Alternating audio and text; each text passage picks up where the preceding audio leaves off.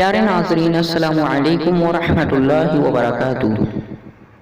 اعوذ باللہ من الشیطان الرجیم۔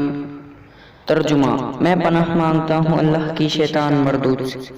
بسم اللہ الرحمن الرحیم۔ شروع کرتا ہوں اللہ کے نام سے جو بڑا مہربان نہایت رحم والا ہے۔ ثنا۔ سبحانك اللهم وبحمدك وتبارك اسمك وتعالى جدك ولا إله غيرك۔ ترجمہ: اے اللہ، تیری ذات پاک ہے، خوبیوں والی، اور تیرا نام مبارک ہے، اور تیری شان اونچی ہے، اور تیرے سوا کوئی معبود نہیں۔ رزق انسان کی تلاش میں رہتا ہے۔ حضرت ابو الدرداء رضی اللہ تعالی عنہ کہتے ہیں کہ رسول اللہ صلی اللہ علیہ وسلم نے فرمایا، رزق بندہ کو اسی طرح ڈھونڈتا ہے جس طرح موت انسان کو ڈھونڈتی ہے۔ نیکی اور بدی۔ نبی کریم صلی اللہ علیہ وسلم نے فرمایا، نیکی اچھے اخلاق کا نام ہے، اور گناہ وہ ہے جو تیرے سینے میں کھٹکے اور تو اس پر لوگوں کو مطلع ہونے کو ناپسند کرے۔ رسول اکرم صلی اللہ علیہ وسلم نے فرمایا، اگر ابن آدم کے پاس 2 وادیاں بھر کر بھی سونا ہو تو وہ تیسری وادی کی تمنا کرے گا، اس کا پیٹ صرف مٹی سے ہی بھرا جا سکتا ہے۔ ابن آدم کہتا ہے، میرا مال، میرا مال۔ نادان، تیرا مال تو وہ ہے جو تو نے کھا کر ختم کر دیا، یا پھر پہن کر پرانا کر دیا، یا خیرات کر کے آگے بیچ دیا۔ فرمان مصطفیٰ صلی اللہ علیہ وسلم ہے، مسلمان کو کوئی تکلیف، فکر، بیماری، ملال، اذیت اور کوئی غم نہیں پہنچتا، یہاں تک کہ کانٹا جو اسے چبھے، مگر اللہ تعالیٰ ان کے سبب ان کے گناہوں کو مٹا دیتا ہے۔ رسول اللہ صلی اللہ علیہ وسلم نے فرمایا، اور میں نے دوزخ کو دیکھا، کیا دیکھتا ہوں کہ عورتیں بہت ہیں، وہ کفر کرتی ہیں۔ لوگوں نے کہا، کیا اللہ تعالیٰ کے ساتھ کفر کرتی ہیں؟ آپ صلی اللہ علیہ وسلم نے فرمایا، نہیں، خاوند کا کفر، ناشکری کرتی ہیں اور احسان نہیں مانتی۔ اگر تو ایک عورت سے ساری عمر احسان کرے، پھر وہ ایک ذرا سی کوئی بات تجھ سے دیکھے جس کو پسند نہ کرتی ہو تو کہنے لگتی ہے، میں نے تجھ میں کبھی کوئی خیر نہیں دیکھی۔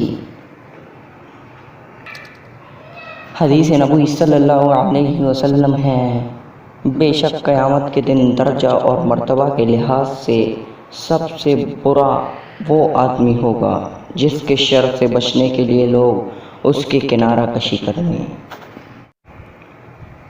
رسول اللہ صلی اللہ علیہ وسلم نے فرمایا، یاد رکھو، ماتحت لوگ تمہارے بھائی ہیں، اللہ نے اپنی کسی مصلحت کی بنا پر انہیں تمہارے قبضے میں دے رکھا ہے۔ خاموشی۔ نبی کریم صلی اللہ علیہ وسلم نے فرمایا، جو شخص اللہ اور قیامت کے دن پر ایمان رکھتا ہو، اسے چاہیے کہ خیر و بلائی کی بات کرے یا پھر خاموش رہے۔ سیدہ عائشہ رضی اللہ تعالیٰ عنہ سے روایت ہے کہ رسول اللہ صلی اللہ علیہ وسلم نے فرمایا، اور جو شخص قرآن کو اٹک اٹک کر پڑھ پاتا ہے اور اس کو پڑھنے میں اس کو مشقت ہوتی ہے تو اس کے لیے دگنا اجر ہے۔ رسول اللہ صلی اللہ علیہ وسلم نے فرمایا، جب تم اللہ سے سوال کرو تو جنت الفردوس کا سوال کیا کرو، کیونکہ وہ جنت کا سب سے افضل اور بلند درجہ ہے، اور اس کے اوپر رحمان کا عرش ہے، اور اسی سے جنت کی نہریں نکلتی ہیں۔ نبی کریم صلی اللہ علیہ وسلم نے فرمایا، قرآن مجید کا پڑھتے رہنا لازمی پکڑ لو، اس ذات کی قسم جس کے ہاتھ میں میری جان ہے، وہ اونٹ کے اپنی رسی توڑوا کر بھاگ جانے سے زیادہ تیزی سے بھاگتا ہے، صحیح بخاری حدیث۔ صحیح مسلم حدیث نمبر 2۔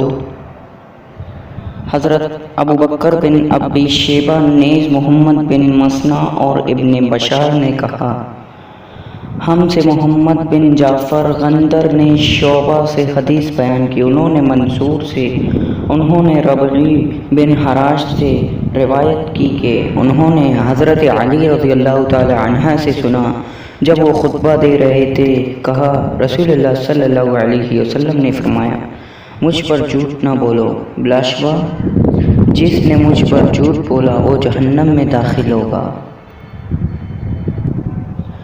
حدیث نمبر 3۔ صحیح مسلم۔ حضرت انس بن مالک رضی اللہ تعالی عنہ فرماتے ہیں، مجھے تمہارے سامنے زیادہ احادیث بیان کرنے سے یہ بات روکتی ہے کہ رسول اللہ صلی اللہ علیہ وسلم نے فرمایا تھا، جس نے عمدن مجھ پر جھوٹ بولا وہ آگ میں اپنا ٹھکانہ بنا لے۔ حدیث نمبر 4۔ صحیح مسلم۔ حضرت ابو ہریرہ رضی اللہ تعالی عنہ روایت کرتے ہیں، انہوں نے کہا، رسول اللہ صلی اللہ علیہ وسلم نے فرمایا، جس نے عمدن مجھ پر جھوٹ بولا وہ آگ میں اپنا ٹھکانہ بنا لے۔ حدیث نمبر 5۔ صحیح مسلم۔ سعید بن عبید نے کہا، ہمیں علی بن ربیعہ والبی نے حدیث بیان کی، کہا، میں مسجد میں آیا اور اس وقت حضرت مغیرہ بن شعبہ رضی اللہ تعالی عنہ کوفہ کے امیر گورنر تھے۔ مغیرہ نے کہا، میں نے رسول اللہ صلی اللہ علیہ وسلم سے سنا، آپ صلی اللہ علیہ وسلم فرما رہے تھے، مجھ پر جھوٹ بولنا اس طرح نہیں جیسے میرے علاوہ کسی ایک عام آدمی پر جھوٹ بولنا ہے، جس نے جان بوجھ کر مجھ پر جھوٹ بولا وہ جہنم میں اپنا ٹھکانہ بنا لے۔ صحیح مسلم حدیث نمبر 6 میں یہ آتا ہے کہ محمد بن قیس اسدی نے علی بن ربیعہ اسدی سے، انہوں نے حضرت مغیرہ بن شعبہ رضی اللہ تعالی عنہ سے، انہوں نے نبی کریم صلی اللہ علیہ وسلم سے اسی طرح روایت کی، لیکن بلا شبہ مجھ پر جھوٹ بولنا اس طرح نہیں جیسے کسی ایک عام آدمی پر جھوٹ بولنا ہے کا جملہ بیان نہیں کیا۔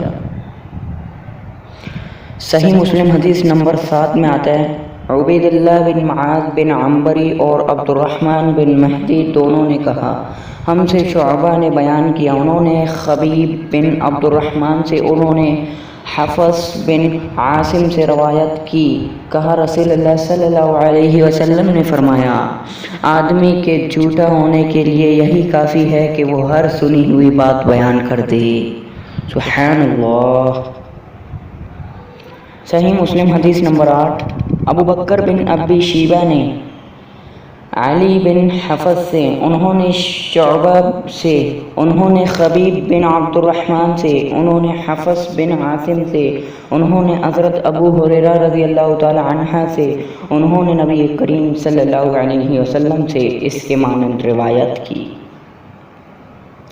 حدیث نمبر 9۔ صحیح مسلم۔ یحییٰ بن یحییٰ، حشیم، سلیمان تیمی، ابو عثمان نہدی سے روایت ہے، کہا، عمر بن خطاب رضی اللہ تعالی عنہ نے فرمایا، آدمی کے لیے جھوٹ سے اتنا کافی ہے جس کی بنا پر وہ جھوٹا قرار دیا جا سکتا ہے کہ وہ ہر سنی ہوئی بات بیان کر دے۔ صحیح مسلم حدیث نمبر 10۔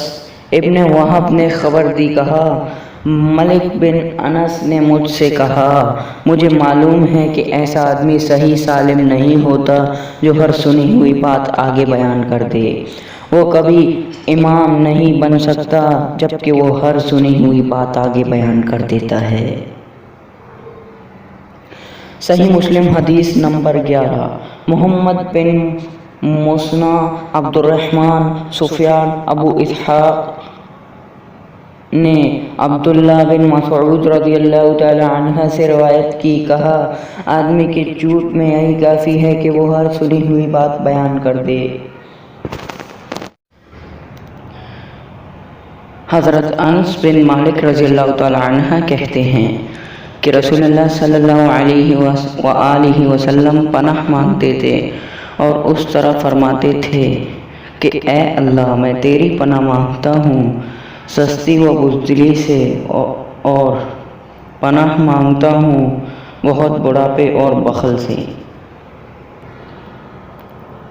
فرمان مصطفیٰ صلی اللہ علیہ وسلم ہیں، تم میں سے ہر ایک جب تک وہ اپنی اس جگہ پر ہی رہے جس جگہ اس نے نماز ادا کی، اور وہ نہ کلام کرے اور نہ اپنی جگہ سے کھڑا ہو، تو اللہ تعالیٰ فرشتے اس کے لیے دعا کرتے ہیں، اے اللہ اس کو بخش دے، اے اللہ اس پر رحم فرما۔ حضرت ابو ہریرہ رضی اللہ تعالیٰ عنہ روایت کرتے ہیں، محمد مصطفیٰ صلی اللہ علیہ وسلم نے فرمایا، فتنوں کے دور میں صبح کو آدمی مومن ہوگا تو شام کو کافر، اور شام کو مومن ہوگا تو صبح کو کافر ہو جائے گا۔ تب آدمی دنیا کے معمولی سامان کے بدلے اپنا دین بیچ ڈالے گا۔ شیطان کا کان میں پیشاب کرنا۔ ہم سے مسدد نے بیان کیا، کہا کہ ہم سے ابو الاحوص سلام بن سلیم نے بیان کیا، کہا کہ ہم سے منصور بن معمر نے ابو وائل سے بیان کیا، اور ان سے عبداللہ بن مسعود رضی اللہ تعالی عنہ نے کہ نبی کریم صلی اللہ علیہ وسلم کے سامنے ایک شخص کا ذکر آیا کہ وہ صبح تک پڑا سوتا رہا اور فرض نماز کے لیے نہیں اٹھا۔ اس پر آپ صلی اللہ علیہ وسلم نے فرمایا کہ شیطان نے اس کے کان میں پیشاب کر دیا۔